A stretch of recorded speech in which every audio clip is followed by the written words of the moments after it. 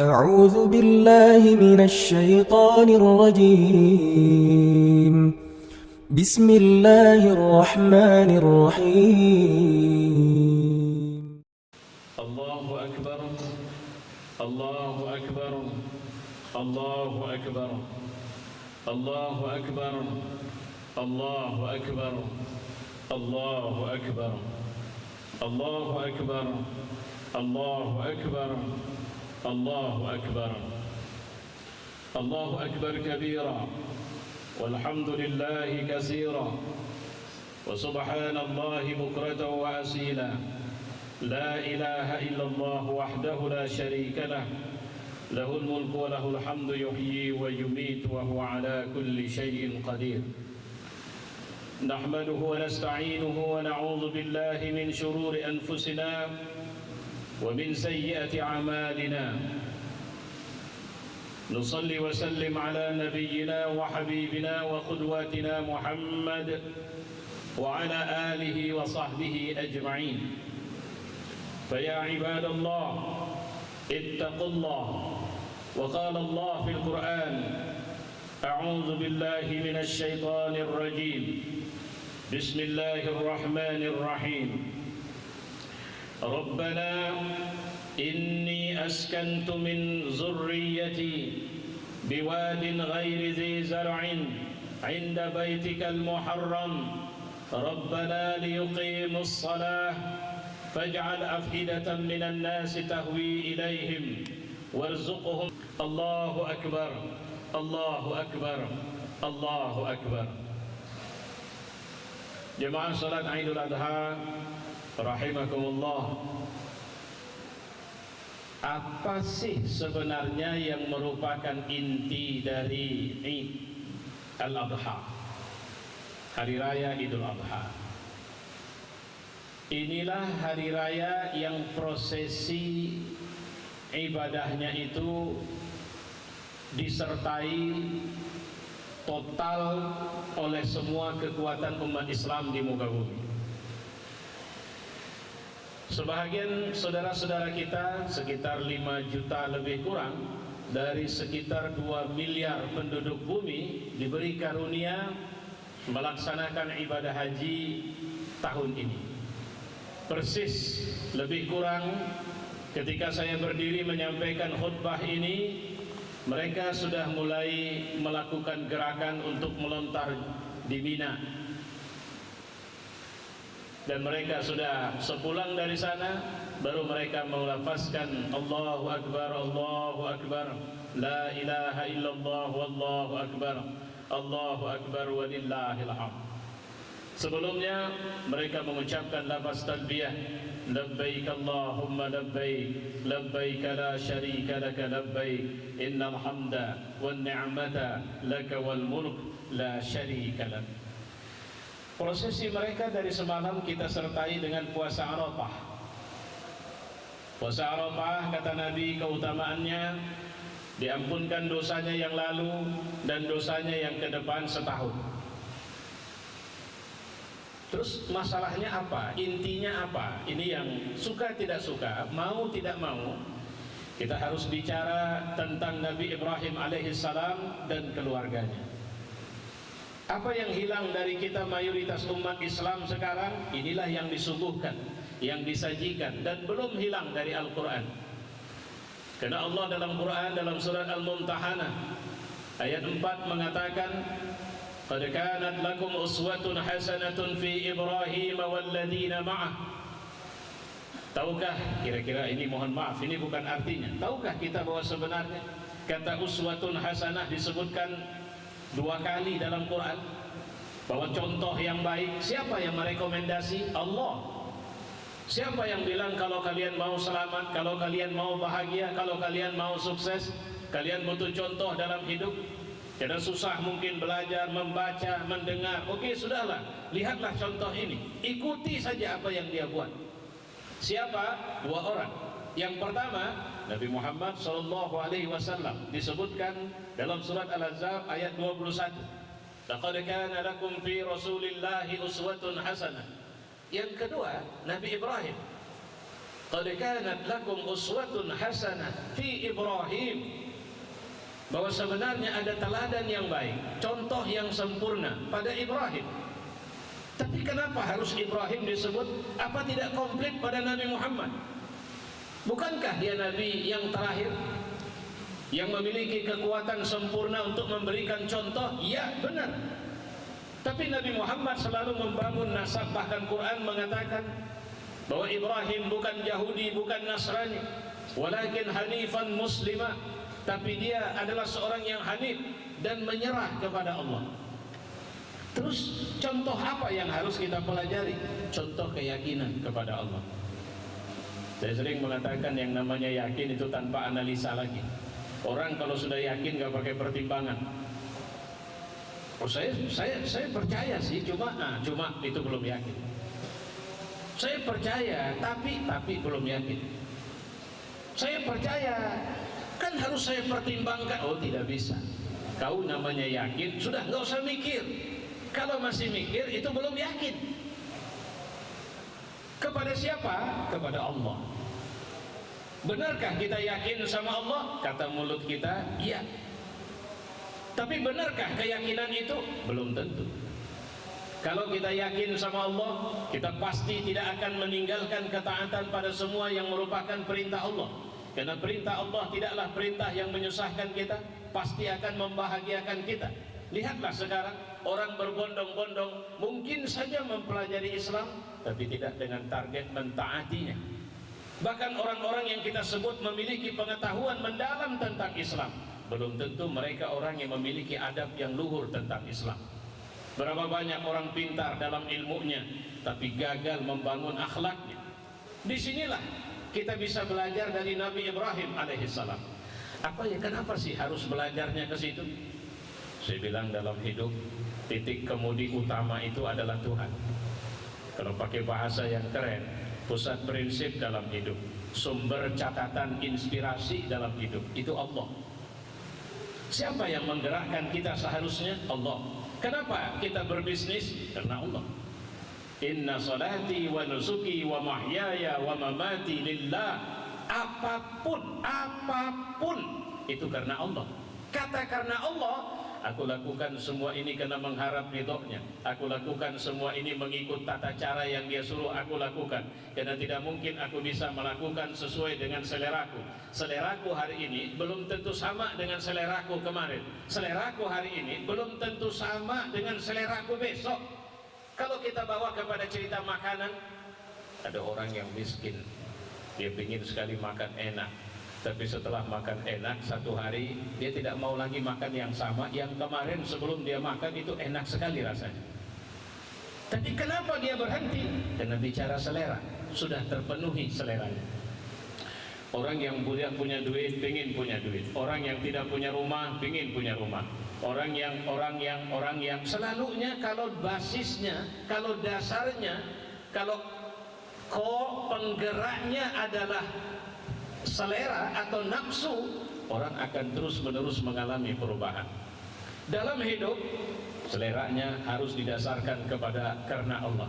Kalau karena Allah, saya kaya, tapi keyakinan saya sama Allah tidak rusak. Saya pintar, tapi saya tetap taat sama Allah.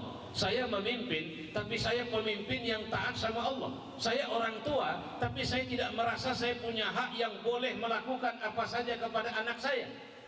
Saya siapapun, saya bisnismen, saya profesional, saya advokat, apapun itu, saya melakukan semua ini karena Allah menyuruhnya, dan saya akan melakukan apa yang Allah suruh. Kira-kira begitu. Pernahkah Nabi Ibrahim mengalami keraguan? Tidak. Tapi satu hari dia memang pernah nanya, kaifa tuhyil mauta ya Rabb? Bagaimana kau menghidupkan yang sudah mati? Kalau pakai bahasa bebas kita pakai, Allah terkejut lah, apa ceritanya Ibrahim? Afalam tu'min? Apa kau tidak percaya samaku? Bukankah kau sudah lihat petala semesta ini? Aku yang buat, kau tahu itu kan? Tahu ya Allah. Dan semua yang terjadi aku yang lakukan? Iya. Terus kenapa kau tidak? Bukan tidak percaya ya Allah, walakin liyatma'inna qalbi. Aku ingin menenangkan hatiku saja. Oke, kalau begitu kau rawat 4 ekor burung. Tidak disebutkan dalam ayat, tapi kalau saya melihat mafhum mukhalafahnya, rawat sampai jinak supaya burung itu kenal kau dan kau kenal burung itu. Nanti kalau sudah jinak sembelih. Kalau sudah kau sembelih, nah potong, cincang, pisahkan di 4 penjuru, terus pergilah ke satu titik dan panggillah nama burung itu. Maka itu dilakukan Nabi Ibrahim. Apa yang terjadi? Maka yang terjadi, burung bisa kembali. Dan akhirnya dia menunjukkan keyakinannya dan tidak pernah bertanya apapun. Bahkan ketika ada perintah semuskil apapun, dia tidak pernah bertanya lagi. Ayo kita pelajari apa yang dia tidak pernah bertanya lagi. Dan dia tidak pernah mengeluh lagi. Yang penting aku di jalur yang benar. Ketika terjadi hambatan, ujian, kalau bahasa kita ujian sih, rintangan, kesulitan, dia tidak mengeluh lagi. Dia tidak menangis lagi, apalagi di hadapan makhluk.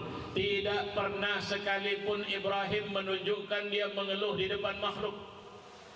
Dia pernah bicara kepada bapaknya, ayah jangan begitu dong, ayolah sama saya, berimanlah kepada Allah. Ayahnya malah mengatakan, kalau kau terus dengan tingkahmu seperti ini wahai Ibrahim, aku rajam kau nanti. Coba bayangkan, lihatlah, ini simbol orang yang seharusnya memiliki kasih sayang yang luar biasa, karena ini ayahnya. Saya pikir kalau normal seorang ayah pasti akan sangat mengutamakan anak-anaknya, tapi dia lebih mengutamakan Tuhannya, dalam hal ini berhala.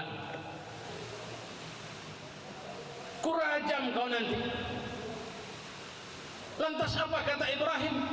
Kalau begitu aku lepas diri darimu ayah, tapi aku tetap minta kepada Allah agar Allah mengampunimu. Ada satu catatan yang perlu kita ikat, ayah Nabi Ibrahim dan ketika Nabi Ibrahim menjadi ayah. Kenapa mereka tidak mau? Kenapa ayahnya tidak mau ikut ajakan Nabi Ibrahim? Karena keyakinannya bahwa berhala itu Tuhan. Nanti kita komparasikan. Kenapa Nabi Ibrahim mau menyembelih Ismail anaknya? Karena datang perintah dari Tuhan yang dia yakini bahwa itu Tuhan. Terus di mana bedanya? Yang satu Tuhan dalam bentuk berhala, yang satu Tuhan Rabbul Alamin.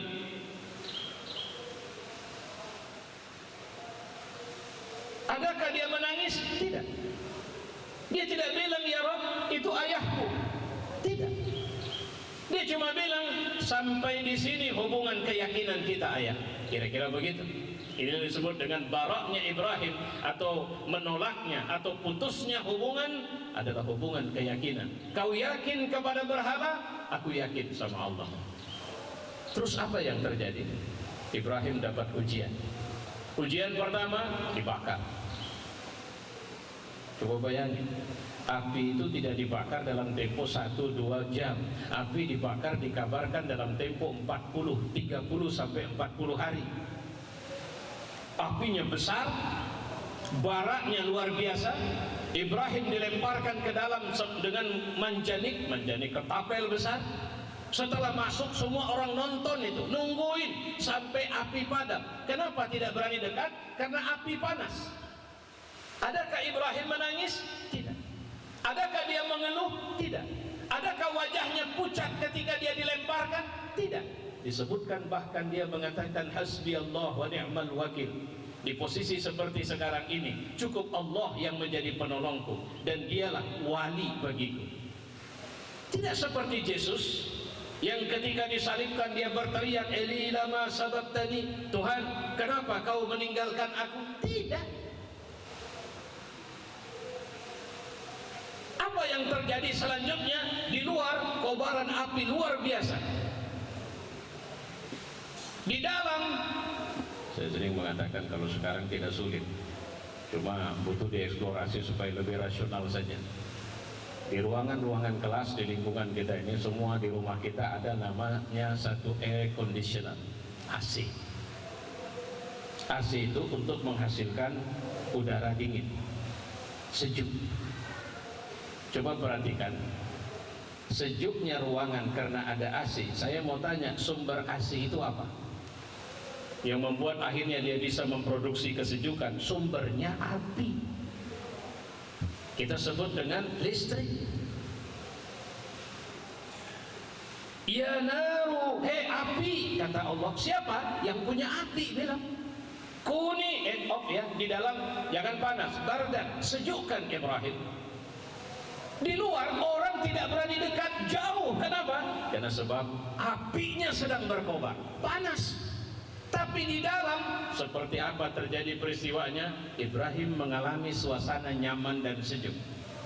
Wasalaman, orang itu melempar Ibrahim ke dalammu untuk membunuh Ibrahim, tapi aku minta selama dia di dalammu, jadilah tempat perlindungan buat Ibrahim. Logik? Tidak. Bisa dinalar? Tidak. Kapan peristiwa ini bisa datang? Pertama, kalau keyakinan kita sudah pure hakul yakin, kita sudah di level hakul yakin kepada Allah. Nanti saya kasih tahu nih, gimana level hakul yakin dan gimana itu bisa kita hidupkan sekarang. Apa yang terjadi setelah akhirnya api padam? Ibrahim jangankan kulitnya, bajunya saja tidak terbakar. Mereka panik, bingung nih gimana ngabisin Ibrahim. Sudah usir sajalah. Maka Ibrahim diusir. Tapi Allah belum selesai, karena dia menjadikan khalilnya ini, kekasihnya ini sebagai model bagi kita. Saya mau bilang, dan ini selalu saya sampaikan di mana-mana, ibu, bapak, kalau seorang laki-laki menikah lagi, istri pertama dan istri kedua, saya pikir secara natural si laki-laki akan lebih cenderung kepada istri keduanya. Kalau dia menikah lagi karena sebab istri pertama tidak punya anak dan istri kedua punya anak, maka saya pikir tidak aneh kalau dia lebih sering di rumah istri kedua, bukan lagi karena sebab istrinya, tapi sebab anaknya. Coba apresiasi, ini loh suasana psikis Ibrahim waktu itu. Dia sedang sayang-sayangnya sama istri kedua, karena di situ ada anak yang baru lahir, masih menyusu. Tapi pada posisi itu Allah bilang, itu anak sama istrimu pindahkan ke lembah Bakah. Ibrahim tidak bilang, Tuhan bisa ganti nggak? Sarah sajalah. Sarah kan belum punya anak, ya Allah. Tapi tidak ada satupun keluhan, tidak ada satupun pertanyaan. Lembah Bakah di mana ya Allah? Seberapa jauh? Kalau bisa jangan jauh-jauh dong dari tempat tinggal saya, supaya saya sering-sering jenguk. Tidak. Ini menandakan kemanapun kau antara aku tidak akan mengalami kecemasan dalam hidupku Tuhan, karena kau masih menyertaiku di situ. Berapa jauh jaraknya? Ribuan kilometer. Sampai di tempat itu yang disebutkan dalam surat Ibrahim ayat 37 yang saya baca tadi. Apakah Ibrahim terkejut? Sok, ya. Ini disebutkan bagian dari keterkejutan Ibrahim. Dia menadahkan tangannya kepada Allah. Rabbana inni askantu min zurriyati. Wahai Tuhan, aku tinggalkan keturunanku. Min zurriyati biwadin ghairi zi zar'in, di satu lembah Tuhan. Gak ada tanaman. Kalau nggak ada tanaman bisa hidup, itu artinya air sangat sedikit dan hampir pasti tidak ada sumber air di situ, dan bisa dipastikan tidak ada. Kalau sudah tidak ada tanaman, tidak ada air. Kalau tidak ada tanaman, tidak ada air, tidak ada binatang. Kalau tidak ada tanaman, tidak ada air, tidak ada binatang, tidak ada manusia, tidak ada kehidupan. Wadin ghairi zi zar'in. Istri masih muda, anak masih bayi, suruh tinggalkan di situ. Tidak penting kau bertanya. Apa yang dilakukan Ibrahim? Habis itu dia jalan balik. Sakut gak seorang suami membawa istrinya keluar? Istri dipindahkan ke kota lain yang dia nggak punya saudara di sana, dia bilang dibuang. Ini bayangin, tempat yang radius kiloan meter tidak ada manusia, tidak ada binatang. Apakah Ibrahim tinggal sebentar? Tidak. Siap taruh balik. Terus bilang apa? Istrinya, apakah kau tinggalkan kami di sini karena ini perintah Allah kepadamu, wahai suamiku? Dijawab, ya. Kalau begitu aku yakin Allah pasti tidak akan menelantarkan kami di sini. Waduh, ini kalau direnungin berat ya. Sanggupkah seorang ibu lagi sedang pegang bayi, suaminya pulang, radius kiloan meter, tidak ada orang, tidak ada binatang, lantas kemudian dia bilang, Tuhan pasti tidak akan menelantarkanku di sini. Siapa yang bisa ngomong begini? Orang di level yakin. Kemarin saya lihat TV, sebagian jemaah yang marah-marah. Seharusnya kita sudah diantar ke Arafah jam sekian, tapi sampai jam segini kita masih di hotel. Ayo keluar semua ibu-ibu, bapak-bapak, ayo keluar, kita protes. Yang sudah sampai Arafah, kami karena terlambat datang, kami tidak dapat tenda, bla bla bla. Begitu. Saya mau bilang, waktu Nabi Ibrahim mengangkat tangannya, dia bilang begini, inda baitikal muharram. Apa yang membuat aku tenang Tuhan? Satu, karena mereka tidak tinggal di tempat yang memang tidak ada kehidupan. Ada Tuhan, karena di situ ada rumahmu. Aku yakin kau tidak akan terlantarkan mereka. Saya sering mengatakan, kalau jemaah haji masuk ke tanah suci, ketika mereka masih membawa harta mereka, mereka masih merasa hebat karena kekayaan mereka, karena jabatan mereka, karena popularitas mereka, karena mereka tokoh terkenal, punya subscriber banyak, punya pengikut ramai dan sebagainya, maka la labbaika wa la sa'daik, kau tidak diterima di sini. Kau tidak beruntung di sini. Allahu Akbar. Masjidil Haram itu area di mana kau harus masuk ke situ tanpa daya. Masjidil Haram itu adalah wilayah yang di situ kau tidak boleh merasa hebat, karena dulu orang pertama yang datang ke situ dia tidak punya apa-apa. Masjidil Haram itu jangan kau pikir kau hebat di antara manusia karena duitmu, karena hartamu, karena segalanya. Karena orang pertama yang diantar ke situ adalah seorang perempuan yang membawa bayinya, dan dia mengatakan, Tuhan tidak akan menelantarkanku di sini. Rasa itulah yang harus kita hidupkan sekarang. Akhirnya apa? Ini yang disebut dengan zero resources. Pergilah ke sana dengan satu pakaian, hamba, kau cuma hambaku. Begitu kita bilang la syarikalah, tidak ada yang mensyarikatkanmu denganku, denganimu, dengan yang lain. Benarkah kita tidak mensyarikatkan Allah dengan yang lain? Mana lebih nyaman kita tidak punya duit, tidak punya rumah, tidak punya jabatan, tidak ada relasi, tidak ada networking, tidak ada persediaan makanan, cuma ada satu keyakinan, Tuhan di sini pasti menyertaiku dan Dia tidak akan buat aku mati. Itu kalimat yang selalu dipakai oleh penduduk Gaza dan Palestina. Hasbunallah wa ni'mal wakil. Dunia bungkam hari ini, dunia tidak peduli kepada kami. Bercecer darah dan daging anak istri kami, hancur rumah kami, binasa masjid kami, dibunuh para ulama dan intelektual kami. Dunia tidak bisa bicara, tapi kami punya Tuhan di sini. Itu keyakinan. Dan kenapa lama Ustaz? Kenapa Allah tidak bantu sekarang? Jangan kau dikte Tuhan ketika Dia akan menunjukkan kebesarannya dengan keinginanmu, karena Tuhan akan menunjukkan dengan caranya. Tidak ada satupun otak mereka kecuali keyakinan satu hari kelak negeri kami yang kami cintai ini pasti akan menjadi negeri merdeka, dan Baitul Maqdis akan menjadi rumah kunjungan, rumah Allah yang akan dikunjungi seluruh umat Islam tanpa ada marbot Israel di situ. Itu keyakinan. Adakah kita punya keyakinan seperti itu dalam hidup kita, tentang hidup kita, tentang keluarga kita, tentang semuanya? Ketika Allah hantam kita dengan cobaan, hantaman yang luar biasa, sampai pada tingkat seperti apa?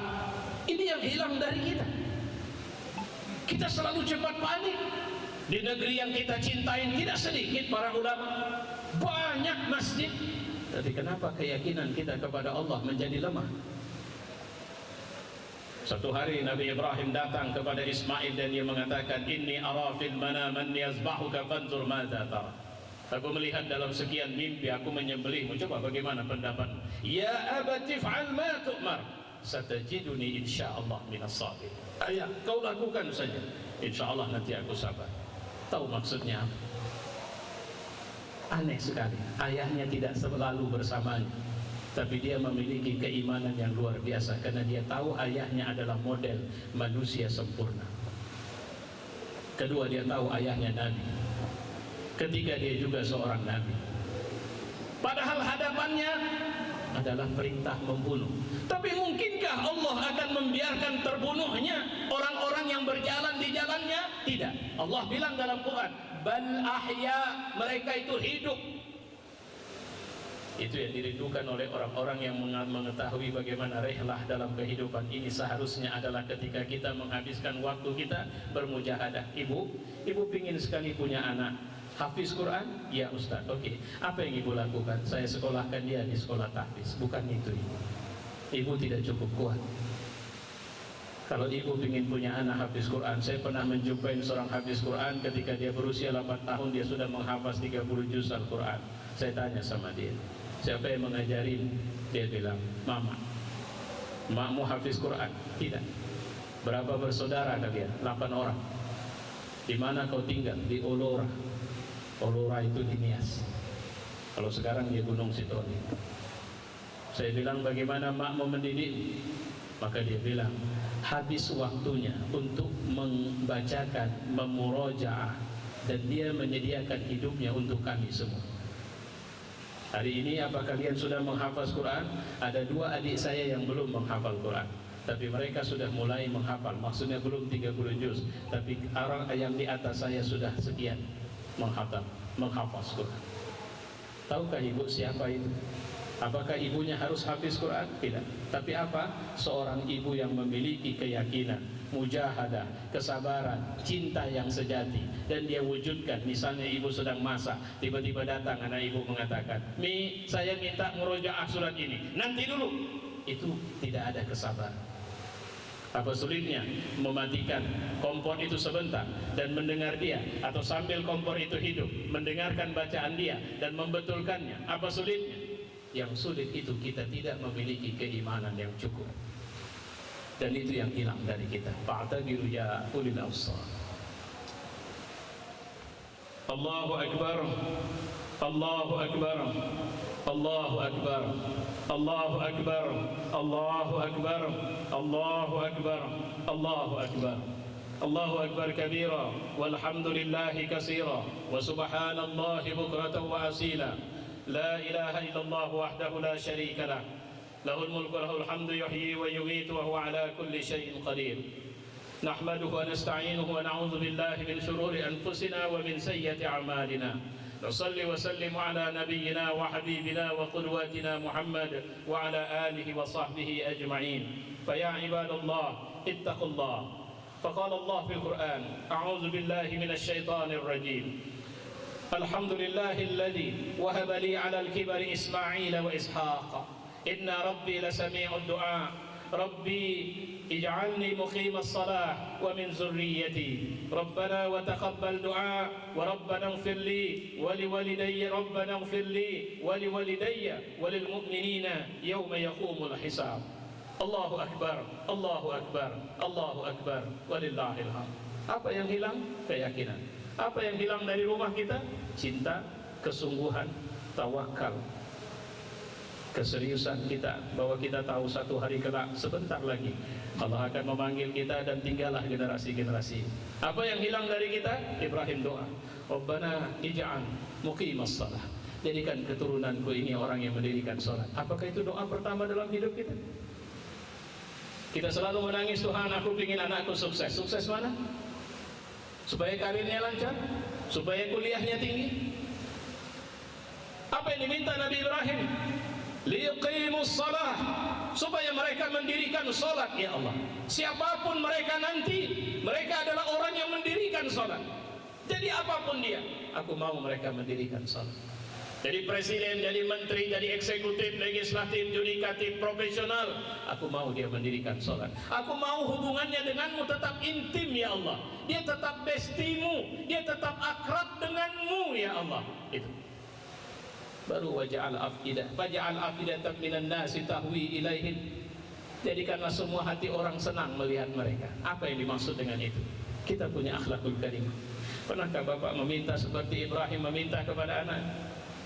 Ya Tuhan, jadikan anak keturunanku mereka ini mendirikan sholat ya Allah, dan jadikan orang-orang suka dan senang sama mereka. Kenapa suka dan senang? Kalau suka karena harta-harta habis hilang suka. Tapi kalau karena akhlakul karimah, kapanpun orang akan simpati bersama. Baru kemudian warzuqhum minas samarat, kasih dia rezeki. Masya Allah, dia bilang ghairi zi zar'in, ini negeri Mekah ini tidak ada tanaman ya Allah, tapi aku minta buah-buahan. Aneh. Aku minta hasilnya ya Allah. Hasil mereka sholat, hasil karena mereka memiliki akhlakul karimah, kasih buah-buahan. Coba lihat Makkah hari ini, apa yang tidak ada di sana? Apa ditanam di sana? Tidak. Aku nggak penting. Saya mohon maaf ini sedikit mungkin saya menceritakan pengalaman saya sendiri. Saya mohon maaf. Ini bukan dalam rangka merasa hebat, tidak. Tapi di rumah Allah itu saya dibawa pancuran emas Hijr Ismail, saya berdoa sambil menangis sekitar 45 menit kalau saya itu. Dari sekian banyak doa ada satu saya bilang, Tuhan di depan rumahmu ini kau tahu betul siapa aku, berapa rekeningku isinya kau tahu betul. Aku tak punya duit. Istriku, anakku, orang tuaku, mertuaku semuanya bilang kapan kita punya rumah. Nah aku laporkan apa yang ditanya mereka kepadamu. Aku tak bisa jawab kapan, karena aku tidak tahu dan aku tidak punya duit. Tapi aku punya Engkau, dan sekarang aku di rumahmu. Aku minta kepadamu rumah Tuhan, aku minta rumah samamu. Caranya aku nggak tahu, itu urusanmu. Demi Allah, Allah saksi. Saya waktu berdoa itu di musim haji tahun 2008, malam Idul Adha, takbiran malam Idul Adha 2009, saya sudah tinggal di rumah yang saya minta sama Allah itu. Dan sampai sekarang saya masih tinggal di situ. Saya mengatakan supaya saya bisa berdakwah di situ. Saya membesarkan anak saya di situ ya Allah. Saya menjadikan mereka sebagai manusia yang bisa bermanfaat buat orang banyak. Apa yang ada sekarang? Anak-anak kita banyak yang sekolah, tapi aktivitas harian mereka tawuran. Tidak sedikit yang berubah jadi begal. Mereka kehilangan empati, mereka kehilangan simpati kepada banyak orang. Mereka terjebak narkoba, tidak sedikit yang terjebak dalam pelacuran. Bahkan mulai gagap untuk ditanya apa rukun iman, rukun Islam, dia tidak tahu. Terus apa yang bisa kita jawab sama Allah nanti? Generasi seperti apa yang kita wariskan? Ingat Ibrahim bilang, la tamutunna illa wa antum muslimun. Yakub juga bilang, la tamutunna illa wa antum muslimun. Adakah kita mengatakan itu kepada anak-anak kita? Semoga Allah mengampuni kita atas semua kelemahan kita dalam urusan menata hati kita di hadapan Allah dan menata amanah yang diberikan Allah kepada kita. Mari kita tutup khutbah ini dengan sama-sama berdoa kepada Allah. Alhamdulillahil alamin, wassalatu wassalamu ala asyrafil anbiya wal mursalin wa ala alihi wa sahbihi ajmain.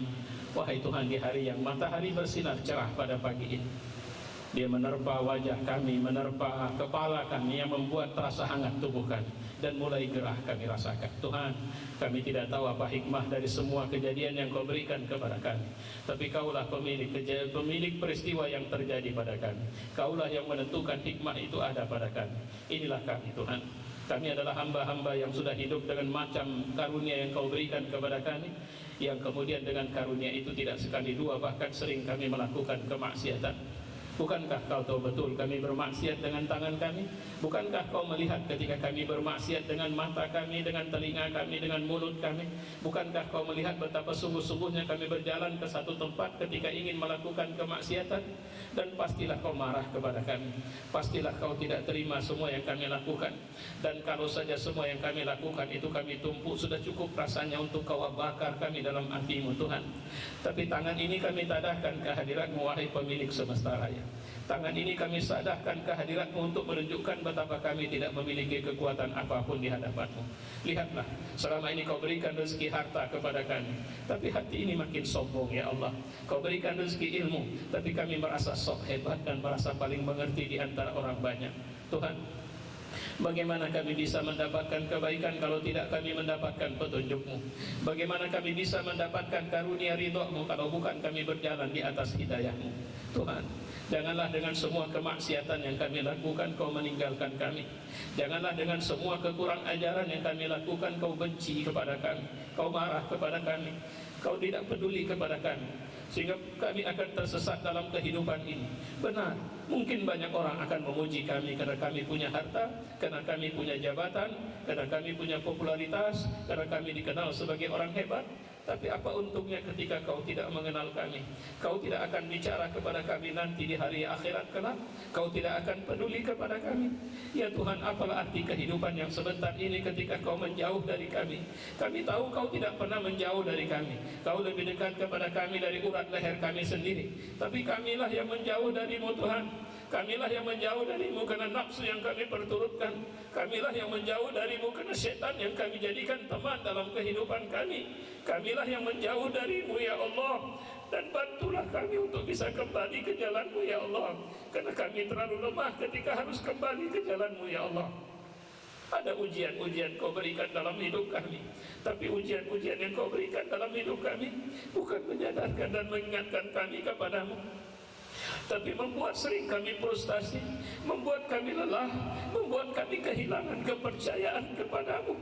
Hamba seperti apa kami di hadapanmu ya Allah, ketika bibir kami tidak pernah basah untuk menyebut namamu, ketika di hati kami tidak ada rasa takut dan rasa cinta kepadamu, ketika kami tidak peduli untuk merasakan betapa sebenarnya di semua urusan kami kau memberikan rahasia-rahasia untuk akhirnya kami bisa mendapatkan perlindungan dan pertolongan darimu ya Allah. Berapa banyak orang-orang di sekeliling kami, mereka menjauh darimu, dan kami hidup dalam budaya orang yang menjauh darimu. Negeri ini dan banyak negeri yang lain, mereka kehilangan cinta kepada saudara-saudara kami di Palestina. Mereka tidak peduli dengan itu semua. Israel yang menjadi monster manusia abad ini melakukan kebiadaban demi kebiadaban. Kami kehilangan kemampuan untuk berteriak marah. Terkadang kami harus tertunduk malu ketika ternyata ada orang-orang yang tidak menjadi muslim, tapi mereka memiliki kepedulian yang tinggi kepada saudara-saudara kami di sana. Ya Allah, ampunkan kami. Janganlah abainya kami ini membuat kau terus menjauh dari kami ya Allah. Wahai Tuhan, kami juga minta kepadamu ya Allah, bantulah kami untuk bisa membesarkan anak-anak kami di jalanmu ya Allah, menjadi anak-anak surga ya Allah, menjadi anak-anak saleh dan salihah ya Allah, menjadi pelita dan cahaya bagi umat ini ya Allah. Jadikanlah keluarga kami keluarga orang yang bertakwa ya Allah, keluarga orang yang mendirikan salat ya Allah, keluarga orang yang taat kepadamu ya Allah, keluarga yang tidak ada perpecahan hati di dalamnya ya Allah. Jadikanlah kami, istri kami, anak-anak kami adalah orang-orang yang kau tetapkan menjadi penghuni surgamu ya Allah. Jadikanlah kami ketika menghadapi ujian dalam hidup kami adalah orang-orang yang tetap tegar dan tunduk kepadamu ya Allah. Rabbana atina fid dunya hasanah wa fil akhirati hasanah wa qina adzaban nar. Wa sallallahu wasallam ala Muhammad wa ala alihi wa sahbihi ajma'in. Walhamdulillahi rabbil alamin. Allahu akbar, Allahu akbar, Allahu akbar, walillahil hamd.